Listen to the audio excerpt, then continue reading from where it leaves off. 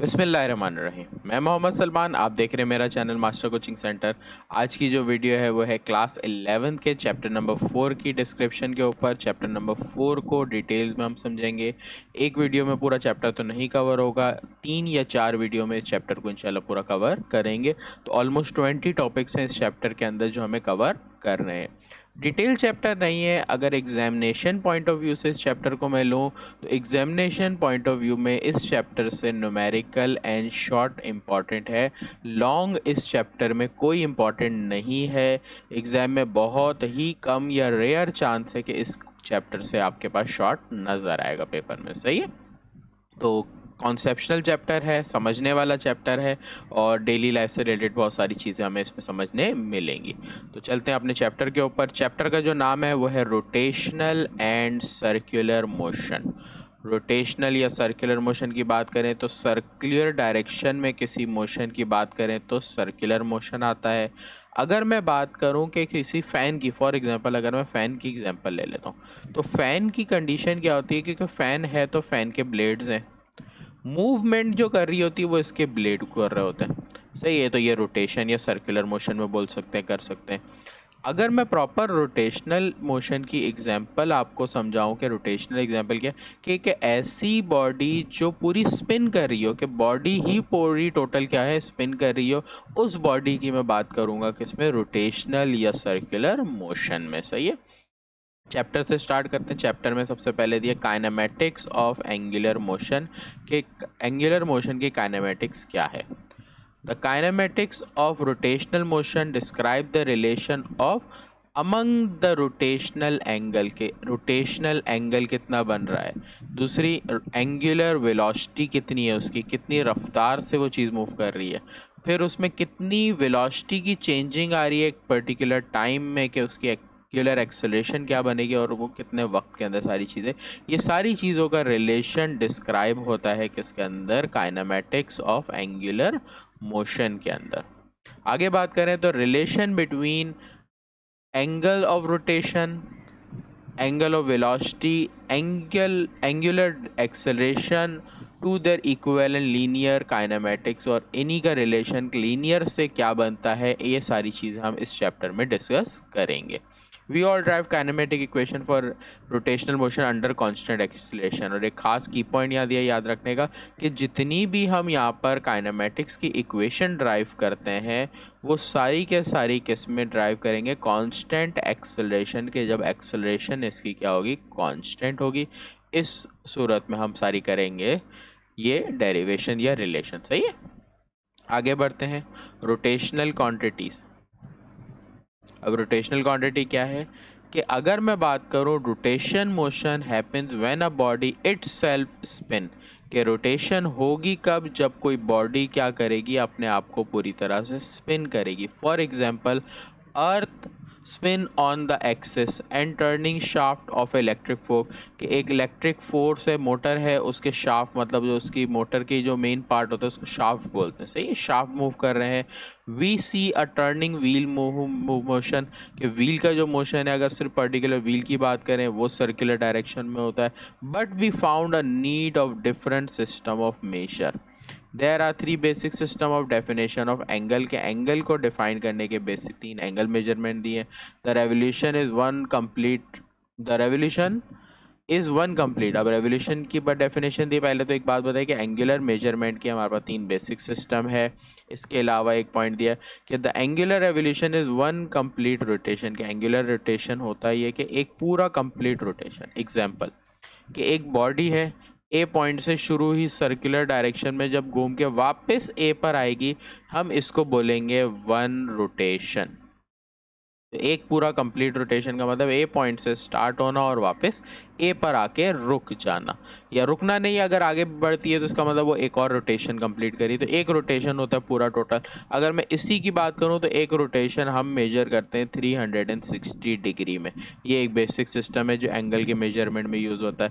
इसके अलावा हमारा एक और इसका मेजरमेंट होता है 360 बराबर होता है 2 पाई रेडियन, रेडियन सिस्टम के। तो ये हमारा सेकेंड बेसिक यूनिट है जो हम एंगल के लिए यूज़ करते हैं। सही। इसी को अगर फर्दर सॉल्व कर लिया जाए तो यही रोटेशन किसके इक्वल हो जाता है, 6 पॉइंट कुछ समथिंग इक्वल हो जाता है। सही। अगर हम पाई की वैल्यू रख के सॉल्व करते हैं। या रेवोल्यूशन में बात करें तो अगर हम बात करें तो 360 डिग्री एंगल होता है या 2 पाई होता है, या हम बोल सकते हैं कि एक रेवोल्यूशन को हम बोल सकते हैं 360 डिग्री या 2 पाई या 1 रेवोल्यूशन। तो तीन तरीके से यूनिट को मेजर किया जाता है किसी भी सर्कुलर डायरेक्शन के लिए। सही है, आगे बढ़ते हैं।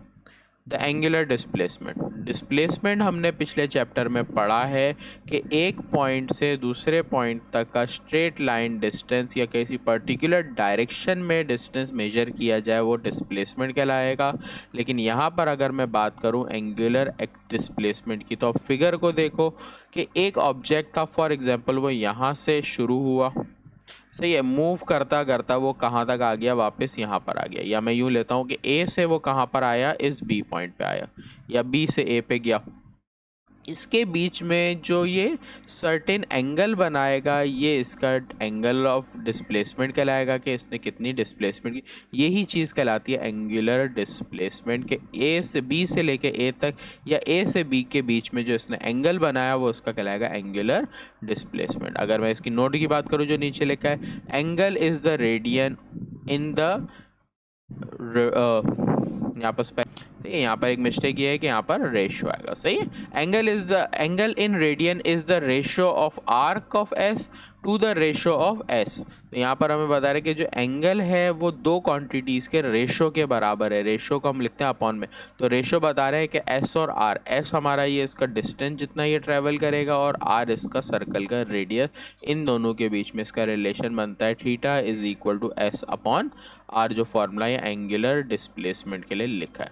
मेंशन कर दिया इसके अंदर, थीटा हमारा एंगल है, एस हमारा लेंथ ऑफ आर के नज़र आ रहा है सर्कल के अंदर। अगर मैं वापस से इसको थोड़ा सा साफ समझाऊं, देखो ये हमारे पास जो एस का डिस्टेंस है वो इतना इससे, ये एस है।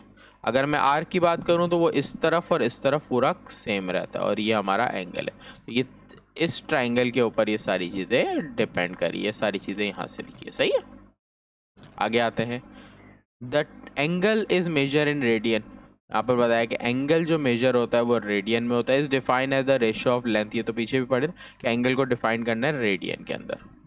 सही, रेडियन मैंने आपको बता दिया कि एक रेवोल्यूशन होता है 360 डिग्री के बराबर और वो 2 पाई रेडियन के बराबर होता है। सही, इसी के आगे सॉल्यूशन करिए कि 1 डिग्री, अगर डिग्री को रेडियन में ले जाए कि अगर 1 डिग्री हो, सिर्फ 1 डिग्री अगर ली जाए तो 1 डिग्री को रेडियन में कन्वर्ट करने के लिए प्रॉपर मल्टीप्लाई किया जाता है। सिंपल उसको यहाँ समझा देता हूँ, थोड़ा सा यहाँ मुश्किल है कि 1 है, इसको आपको कन्वर्ट करना है रेडियन में। कोई भी वैल्यू डिग्री की हो, रेडियन में कन्वर्ट करने के लिए आपने मल्टीप्लाई कर देना है पाई अपॉन 180 से, सॉरी पाई अपॉन 180 से। यहाँ थोड़ा सा अलग करके सॉल्यूशन के जो आपने मैट्रिक में सीखा है वो मैं समझा देता हूँ।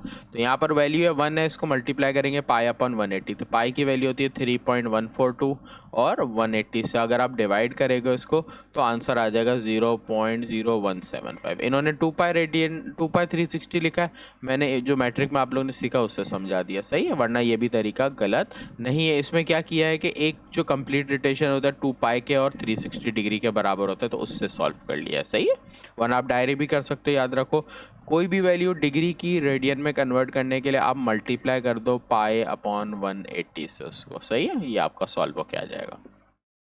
आगे बढ़ते हैं, वेलोसिटी की सिंपल पहले तो बात करते हैं जो पिछले चैप्टरों में भी डिस्कस की। वेलोसिटी क्या होता था भाई, rate of change of displacement. Simple यहाँ पीछे चैप्टर में हमने पढ़ा rate of change of displacement, कि rate of change of displacement आपकी कहलाती है एंगुलर वेलोसिटी। अब अगर मैं बात करूं एंगुलर वेलोसिटी को और डिटेल में देख लूं तो डिटेल में इसकी क्या आती है कि an object which is rotate about an axis, के अगर एक ऑब्जेक्ट है अगर अपने एक्सिस पे रोटेट करा, every point of the body has the same angular velocity, के हर पार्ट के पास सेम वेलोसिटी होगी क्योंकि पूरी बॉडी मूव कर रही है तो बॉडी के हर पार्ट पे सेम ही वेलोसिटी होती है। The tangential velocity of a point is proportion to the distance of axis of rotation. अब देखो डिस्कस फिगर में आपको समझ आएगा यहाँ से कि जो इसके साथ ये पॉइंट नजर आ रहा है वी का, ये कहलाती है इसकी टेंजेंटल वेलोसिटी, ये टेंजेंट जो बना रहा है, तो ये इसकी बात हो रही है सवाल में, वो डेफिनेशन में, सही। तो ये जो टेंजेंटल डिस्प्लेसमेंट है या टेंजेंटल डायरेक्शन इसकी बना रहा है, tangential velocity of a point is proportion to the distance, की टेंजेंटल डायरेक्शन जो है प्रोपोर्शन होती है इसके डिस्टेंस की, जितनी ये डायरेक्शन यहाँ पर होगी उतनी ही इसकी डिस्टेंस आगे तक मूव होता जाएगा।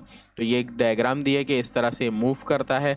अगर मैं सिंपल वेलोसिटी की बात करूं, जो हमने पिछले चैप्टर में फॉर्मूला देखा था, वो velocity is equal to displacement upon time होता था।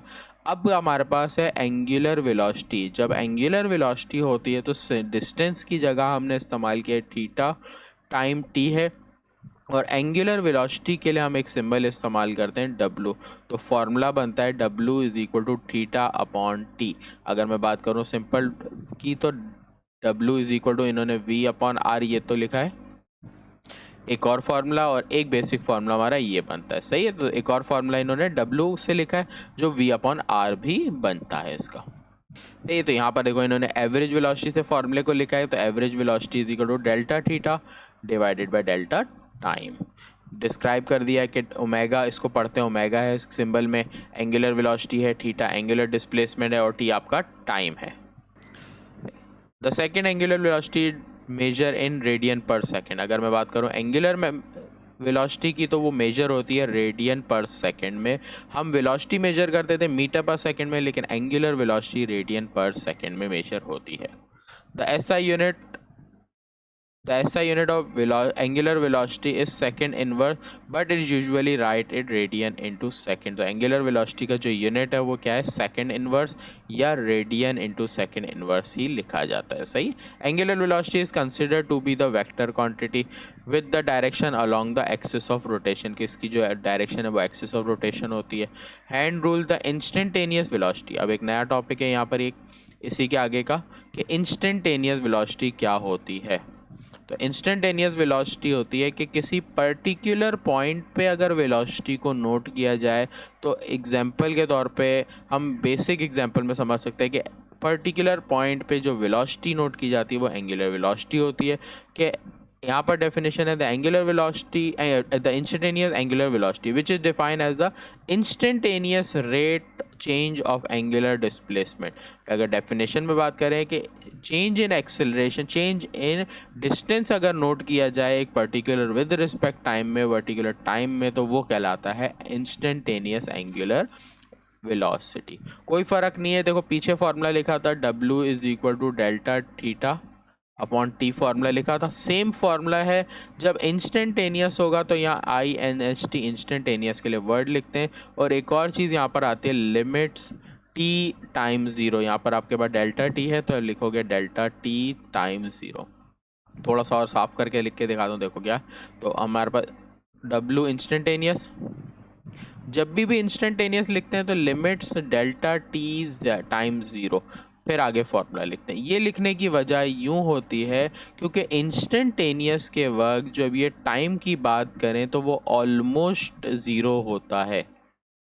ऑलमोस्ट क्या है, ज़ीरो के इक्वल होता है, क्योंकि बहुत शॉर्ट इंटरवल ऑफ टाइम में किसी वेलोसिटी को नोट करें तो वो टाइम ऑलमोस्ट ज़ीरो के बराबर होता है। इस वजह से यहाँ वर्ड इस्तेमाल करते हैं इंस्टेंटेनियस वेलोसिटी में लिमिट्स के साथ साथ, सही है। तो angular velocity is also refer to, अगर मैं बात करूँ कि एंगुलर वेलोसिटी क्या है, ऑल्सो रेफर करती है किससे, एंगुलर फ्रिक्वेंसी से। इस वजह से इसका एक और फार्मूला बनता है omega is equal to 2 pi upon T. T का फॉर्मूला आपने मैट्रिक में किया, वो होता है 1/f, सही है। या अगर मैं बात करूं इस फॉर्मूले को यूं लिखने की कि f को इधर ले जाऊं, t को यहाँ लेके आऊं, तो f is equal to 1/t हो गया, है ना। तो अगर यहाँ पे देखो तो t डिवाइड में है, इसको इन्होंने डायरेक्ट सॉल्व किया तो इसको लिख सकते हैं 1/t मल्टीप्लाई बाय 2 पाई था। तो ये जो t था इसकी जगह हटा के लिखा f मल्टीप्लाई बाय 2 पाई, और जब इसको सिंप्लीफाइड किया तो ये आ गया 2 पाई f के बराबर, सही है।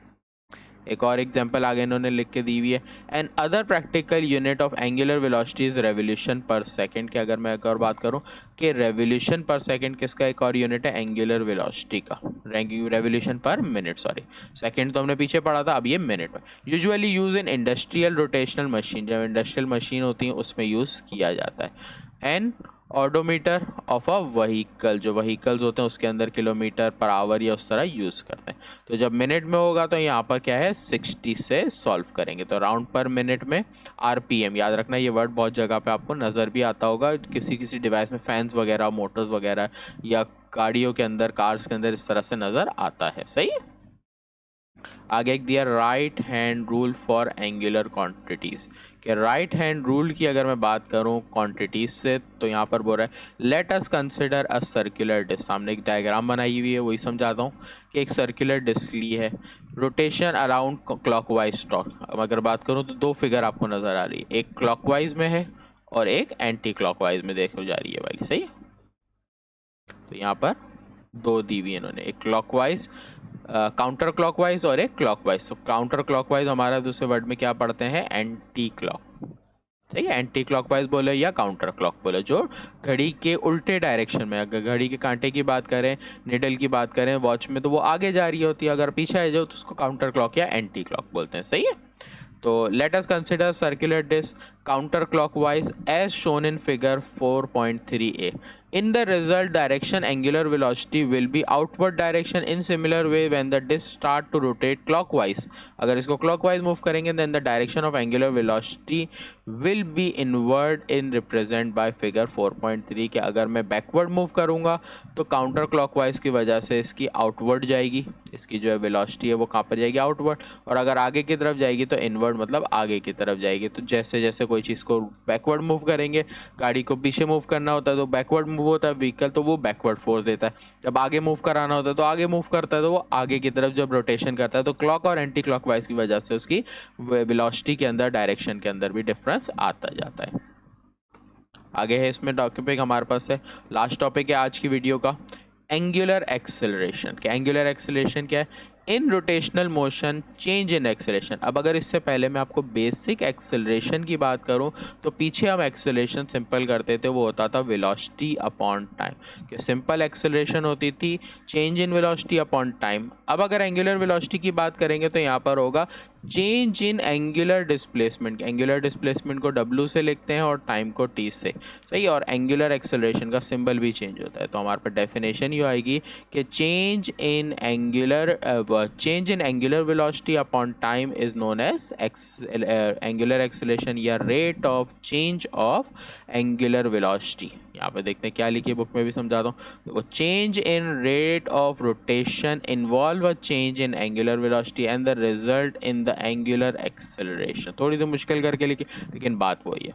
फिर for uniformly accelerate rotational motion angular acceleration is defined as the rate of change of angular velocity. देखो आसानी से यहाँ पर आगे मैं आपको नीचे से एक और हाईलाइट कर देता हूँ, आपको आसानी हो कि ये रही rate of change of angular velocity. Simple definition सिर्फ इतनी है कि जो एंगुलर वेलोसिटी में चेंजिंग हो रही है वो कहलाती है एंगुलर एक्सेलरेशन।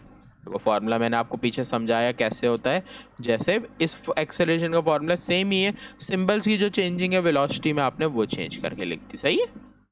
इसी के बारे में डिस्क्रिप्शन दिया है कि alpha is equal to angular acceleration है, डेल्टा ओमेगा की बात करें तो change in angular velocity, T time है, यूनिट की बात करते हैं रेडियन पर सेकंड है। सिंपल एक्सेलरेशन का यूनिट जो होता है वो मीटर पर सेकंड स्क्वायर होता है, लेकिन इसका हमारा रेडियन पर सेकेंड स्क्वायर होता है, क्योंकि यहाँ डिस्टेंस का रेडियन हो जाता है, टाइम और वेलोसिटी का रेडियन पर सेकेंड और इसका radian per second square. Instantaneous की बात करें यहाँ पर भी बिल्कुल वही है, देख लो सेम फॉर्मूला है, सिर्फ शुरू में लगा दिया t टाइम्स 0। अगर आप यहाँ नीचे t सिंबल से लिखते हो, जैसे अगर मैं बात करूँ यहाँ पर, अगर मैं लिखता हूँ लिमिट्स के बाद यहाँ पर delta W upon delta T से मेंशन करूँगा तो यहाँ पर डेल्टा T टाइम्स 0 दूंगा। और अगर बुक की बात करूँ तो बुक में देखो T से मेंशन किया तो यहाँ पर T से ही मेंशन करेंगे। क्लियर है। एक और चीज़ जो शायद आपको कंफ्यूज कर रही हो तो मैं अभी क्लियर कर दूँ कि ऊपर बुक में एक जगह जो मिस्टेक थी वो ये थी कि यहाँ पर अगर डेल्टा T इस्तेमाल हुआ तो यहाँ भी डेल्टा T इस्तेमाल होना ज़रूरी है। सही है। अगर यहाँ T है तो यहाँ T, डेल्टा है तो डेल्टा, ये बुक में मिस्टेक है। सही है। बुक नहीं है, रिवाइज टेस्ट एडिशन है, इसमें गलतियों के चांस है, काफ़ी हो सकते हैं। सही है। तो यहाँ तक का आज हमारा लेक्चर था जो हमने कंप्लीट किया। इंशाल्लाह नेक्स्ट वीडियो में इसके आगे के लेक्चर को कंटिन्यू करेंगे। अल्लाह हाफिज़।